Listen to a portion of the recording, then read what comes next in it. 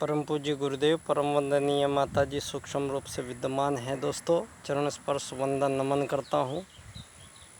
दोस्तों, गायत्री मंत्र के माध्यम से मैं परम पूज्य गुरुदेव को भी याद करेंगे हम, और माँ गायत्री की अनुकंपा हम पे बरसे, ऐसी अभ्यर्थना हम माँ आद्य शक्ति माँ गायत्री की इस सूत्र को हम दोहराएंगे। दोस्तों, ये भी हमारा सौभाग्य है कि कलयुग में हमें वो गायत्री मंत्र सुलभ हो पाया है जिस गायत्री मंत्र की अभ्यर्थना से पूरे ब्रह्मांड की रचना ब्रह्मा जी ने माँ गायत्री का वाहन करके ही हुई है। दोस्तों, और ये हमारा सौभाग्य है कि हम पुनः इस पुनीत मंत्र को हम दोहरा पाएँ, ये हमारा सौभाग्य है।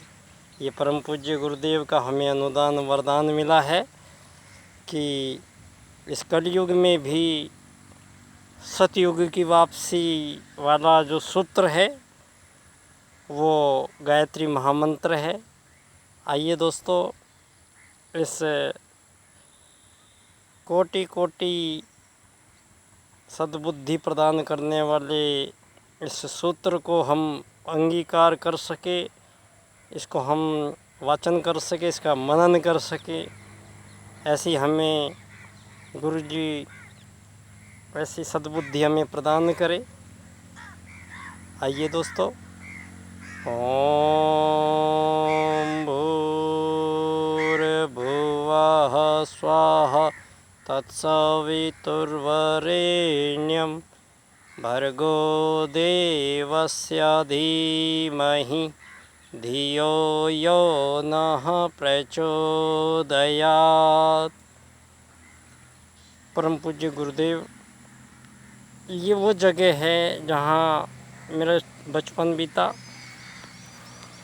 जहाँ मैंने चलना सीखा। दोस्तों, जहाँ बोलना सीखा। ये वो खेत हैं हमारे, हम किसान हैं, और ये पश्चिमी उत्तर प्रदेश है। दोस्तों, बागपत ज़िला है, छपरौली क्षेत्र पड़ता है हमारा ये, और ये हमारा तुगाना गांव है।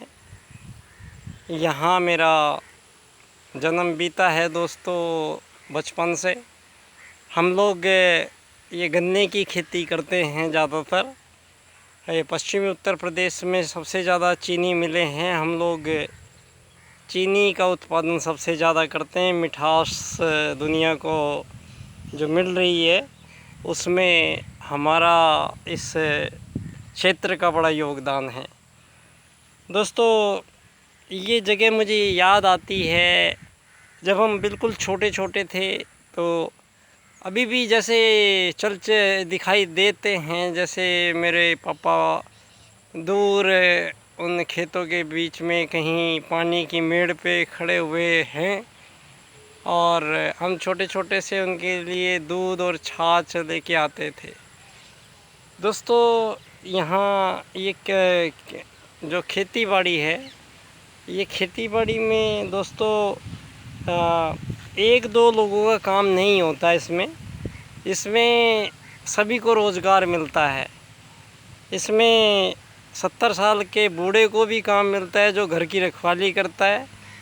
इसमें महिलाओं और पुरुषों को काम मिलता है जो इसमें खेत में हम निराई गुड़ाई का काम करते हैं, और बच्चों को भी काम मिलता है जो बच्चे उनका भोजन पानी या कोई वस्तुओं की ज़रूरत पड़ती है तो छोटे बच्चे बहुत काम आते हैं इस किसानगिरी काम में। तो पंडित दीनदयाल उपाध्याय जी ने इसी बात को बोला था दोस्तों कि यहाँ जो जन्मा है उसको ये अधिकार है कि वो खाएगा। तो जो जन्मा है धरती पे उसको ये मुँह दिया है, तो धरती पे 84 लाख प्रकार के जीव हैं, उन सबको मुँह दिया है तो सबको भोजन दिया है। कोई ख़रीद के नहीं खाता है। जो भोजन को ख़रीद के खाने की किसी भी जीव में यहाँ नहीं है पद्धति। ये पद्धति हमारे ही देखते देखते मैं चर्चा कर रहा था इस क्षेत्र की। तो जब मैं छोटा सा था दोस्तों, छोटा बच्चा था, तो यहाँ उस टाइम में कोई पैसे वैसे होते नहीं थे पूरे गांव में।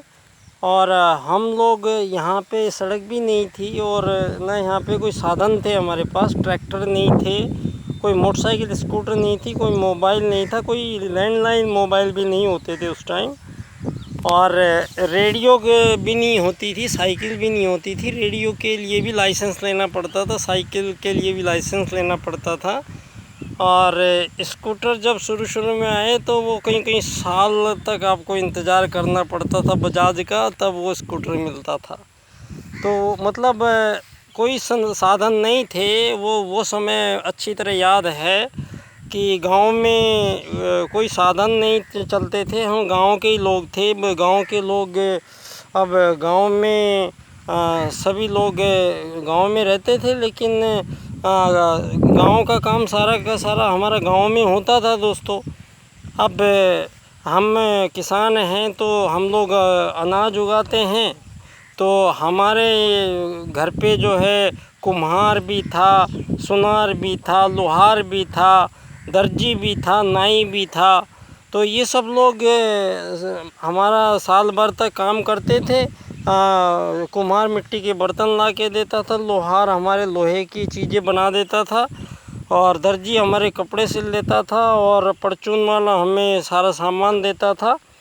और जब हमारा ये अनाज यहाँ पे हम उगाते थे, तो जब अनाज का ढेर लगाते थे हम, तो सब लोग अपना हिस्सा लेने आ जाते थे, और वो साल भर में एक बार अनाज लेके जाया करते थे।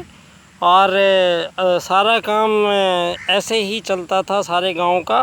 पैसे की कोई ज़रूरत पड़ती नहीं थी, कहीं भी ज़रूरत नहीं थी किसी भी चीज़ में।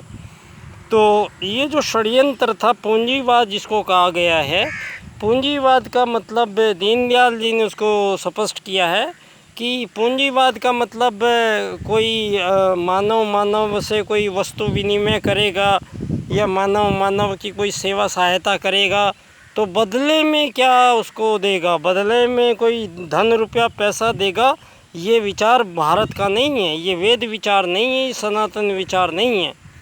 दीनदयाल जी कहते हैं ये विचार पश्चिम का विचार है कि बड़ा बदले में हम आपको धन रुपया पैसा देंगे।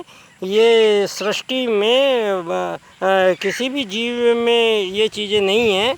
ये चीज़ें मानवों ने जानबूझ के पैदा की है। इसी को पूंजीवाद बोला गया है, धन आधारित जीवन पद्धति। तो धन मतलब आज हम जब बच्चे थे, जब हमें पैसे की ज़रूरत नहीं थी, किसी भी चीज़ की आवश्यकता नहीं थी हमें, तब यहाँ बिना पैसे सारा काम चलता था हमारा। ये ज़्यादा समय की बात नहीं है, हमारे देखते देखते की बात है। तो हमारा बचपन जब बीता तो यहाँ धन की कोई आवश्यकता नहीं थी। तो इन 40-50 सालों में ही मतलब ये जो आर्थिक उदारीकरणवाद, पूंजीवाद का जो दूसरा स्वरूप लाया गया है दुनिया में, ये प्राइवेट सेक्टराइजेशन जो लाया गया है। पहले तो षड्यंत्र पूर्वक ये सरकारें बनाई गई हैं सारी दुनिया में, और सरकारों का भी ऐसा सिस्टम बताया है कि लोकतंत्रवाद। अब लोकतंत्रवाद, लोगों में कोई मालिक है, कोई नौकर है, कोई अमीर है, कोई गरीब है। तो ये जो गरीब है वो अमीर के सामने कैसे अगेंस्ट जाएगा? कोई नौकर है तो वो मालिक के अगेंस्ट कैसे जाएगा? तो ये पूंजीवाद से जो आपका लोकतंत्र कैसे सफल होगा? लोकतंत्र सफल नहीं हो सकता है जब तक पूंजीवाद से दुनिया को चलाया जाएगा। तो ये सीधा सीधा सा मतलब है कि दुनिया से धन से दुनिया को चलाया जा रहा है। तो जो जिसके पास धन है वो दुनिया में सफल कहा जाता है, और जिसके पास धन नहीं है उसको यहाँ पे कोई वैल्यू नहीं है। वो कितना भी अच्छा है, वो कितना भी श्रेष्ठ है, उसके कोई गुण नहीं गिने जाएंगे आज। और धनवान बनने का कोई नियम कायदा कानून आप लोगों ने यहाँ पर नहीं बनाया है। धनवान बनने के लिए चोरी भी चलती है, डकैती भी चलती है, धनवान बनने के लिए छीना झपटी भी चलती है, धनवान बनने के लिए मानव दूसरे से छल शोषण करता है तो करे, लूटता है तो लूटे, डाका डाले तो डाले, लेकिन धनवान बन गए तो सब कुछ आपका है। तो इसी धन के कारण ही सारी दुनिया में आज राजनीति, धन आधारित राजनीति जो चल रही है, इसी को पूंजीवादी लोकतंत्रवाद बोला जाता है। तो पंडित दीनदयाल उपाध्याय जी एक ऐसे राजनेता हुए, परम पूज्य गुरुदेव के निर्देशानुसार, जिन्होंने मनु धरती के पहले राजा थे। मनुवाद पहला राजनीतिक दर्शन विश्व को भारत ने दिया था, जो धर्म अर्थ काम मोक्ष की प्राप्ति कराता है। तो धर्म का धर्म हुआ दुनिया में, अर्थ का नर्थ हुआ, काम का भोग बना दिया, मोक्ष को कोई मानता नहीं है। तो सारी दुनिया में ये पूंजीवादी लोकतंत्र के कारण जो सारी दुनिया में ये जो पाप हैं, व्यभिचार है, अनाचार है, ये दुनिया में बढ़ते ही चले जा रहे हैं। और मानवों के बीच एक आज़ादी की लड़ाइयाँ जो लड़ाई जा रही है जानबूझ के, और आज़ादी बांटने वाले लोग वही हैं जिन्होंने लोगों को गुलाम बनाया था। अब वही लोग किश्तों में लोगों को लड़ा के आज़ादियाँ बांट रहे हैं किश्तों में दोस्तों, और हम आज़ाद होके खुश मना रहे हैं। जबकि एक ही प्रजाति का जीव धरती पे कभी आज़ाद नहीं हो सकता है। मानव से मानव आज़ाद नहीं हो सकता है, चिड़िया चिड़िया से आज़ाद नहीं हो सकती है, तोते तोते से आज़ाद नहीं हो सकता है। तो यहाँ जो हमें एक ऐसे सूत्र हैं राजनीति के, जो पूंजीवादी लोकतंत्र, जिसके कारण आज मानव ही मानव का कॉम्पिटिटिव है, मानव ही मानव को स्वार्थ है, मानव ही मानव से आगे बढ़ेगा तो दूसरे को पीछे हटाना पड़ेगा, और एक अंतहीन दूसरों को हराते जाओ और आगे बढ़ते जाओ, ये ऐसे मूल्य से दुनिया को चलाया जा रहा है जो पूंजीवादी लोकतंत्र है। तो पंडित दीनदयाल उपाध्याय जी कहते हैं, पहली बात तो अर्थायाम में कि धन की कमी मानव जीवन में किसी को होनी नहीं चाहिए। धन क्योंकि मानव निर्मित है, ये प्राकृतिक नहीं है, ये ईश्वर ने नहीं बनाया है। तो धन के कारण यहाँ मानव हजारों बार यहाँ रोता चिल्लाता व आत्महत्या व करता हुआ घूम रहा है जो। तो यहाँ कहते हैं कि धन की कमी किसी मानव को धरती पे नहीं होने दी जाएगी। ऐसी राजनीति अर्थायाम आधारित एकात्मवाद की राजनीति होगी, जिससे एकात्मवाद ये है कि मानव एक आत्मा है, शरीर नहीं है। आप शरीर मानोगे तो शरीर में भिन्नताएं हैं, शरीर में एक दूसरे की प्रतिस्पर्धा है। और मानव को दीनदयाल जी कहते हैं शरीर है नहीं मानव, चूँकि मानव का शरीर तो मिट्टी है, तो शरीर में आया था और शरीर से जाएगा कौन?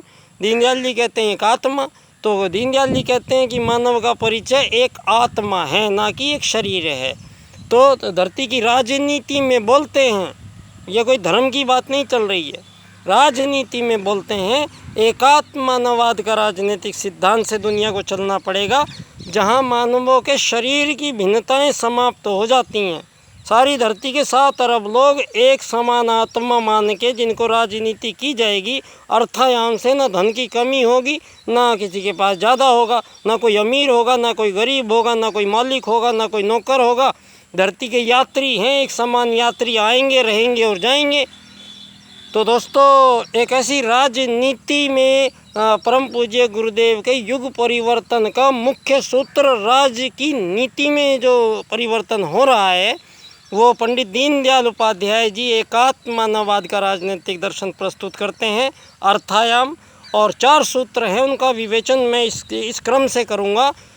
आर्थिक लोकतंत्र द्वारा अर्थायाम आधारित एकात्मवाद से अंत्योदय की प्राप्ति, और यही मेरा विषय है, एकात्मवाद एवं समग्र व संपूर्ण वैश्वीकरणवाद। और इसी बात को वेद सूत्र कहते हैं, आत्मवत् सर्वभूतेषु और वसुदैव कुटुंबकम का मिलान। 25 सितंबर को पंडित दीनदयाल उपाध्याय जी की जन्मस्थली धानक्या स्टेशन, जयपुर, राजस्थान में मैं बाल्यकाल सेवा संस्थान का अध्यक्ष, बच्चा डॉक्टर, मेरा व्याख्यान वहाँ पर इन विषय पर है दीनदयाल जी के। तो आप सभी से निवेदन है, आप मेरे व्याख्यान में ज़रूर आइए। धन्यवाद, शुक्रिया। परम पूज्य गुरुदेव को पुनः नमन करता हूँ। धन्यवाद।